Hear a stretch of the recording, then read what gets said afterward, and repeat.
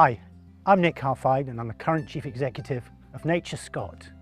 We're Scotland's nature agency, here to protect and restore Scotland's nature for the benefit of Scotland's people. This video is to introduce our business plan for 25-26. I lead an organisation of 800 people who are committed, expert and passionate about restoring Scotland's nature. We also work with a whole range of other bodies, with farmers, with crofters and foresters, with fishermen, with the renewable sector, with local government, national government, community groups, environmental charities, tech innovators, investment organisations. These are Scotland's real nature heroes. Let me introduce some of them to you. People like deer stalker Louise Farmer. Thanks to Louise and people like her, we're working towards a sustainable number of thriving deer that will mean our peatlands and our woodlands can regenerate.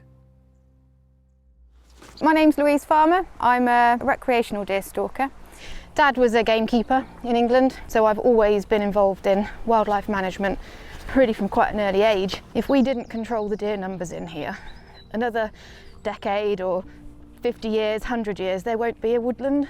There does need to be balance, and if I can contribute to that to help certain species, then I'm quite proud of that.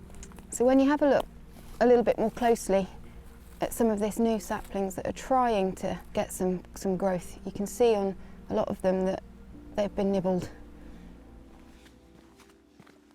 Our work is not just about protecting Scotland's fantastic nature, its beautiful flowers, its insects, wildlife and landscape. It's also about what we can do to help Scotland's people to benefit from nature.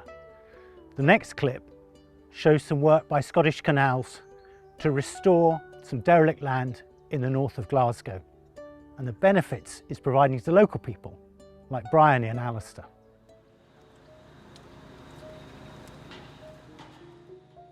And I think the industrial history that was here, that's left such a devastating legacy for Glasgow, is now a history that's like going to actually enhance people's health. Losing that industry was so detrimental to everyone's health in Glasgow, and now we've got it all back, and we know how hard it is to be in cities and be part of nature. So you've taken a bit of nature that was in Glasgow that was forgotten and turned it into something that's like just, and by actually linking it, you've linked it to people's lives. It's wonderful. Previously, the canal was a barrier. Now it's a link. It's joining people up. Yeah, I'm going to start crying now. It's so beautiful. Oh, yeah.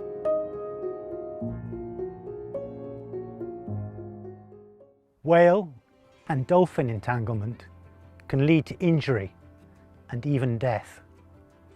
The Marine Entanglement Project is working with people like Bally to find a solution.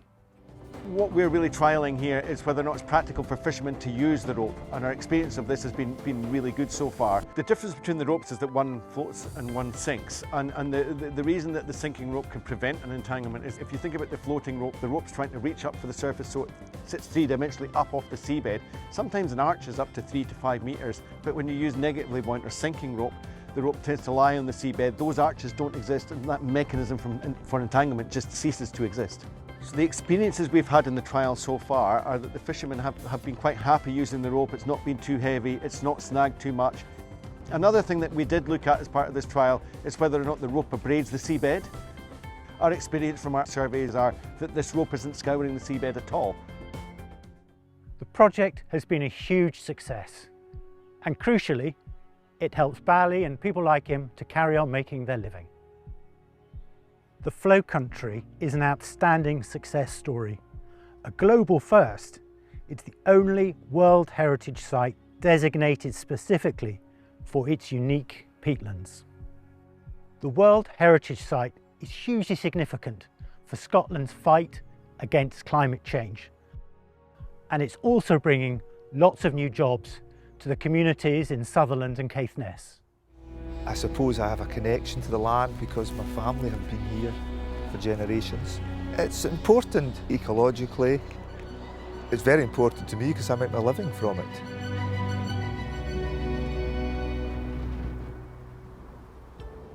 Working with farmers, crofters and other land managers, we want to unlock the potential of many other sites across Scotland as we work to protect nature for future generations.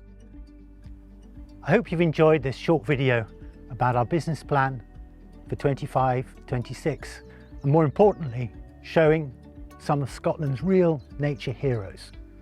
Please join us in this national endeavour to make Scotland a nature positive nation for us and for the future.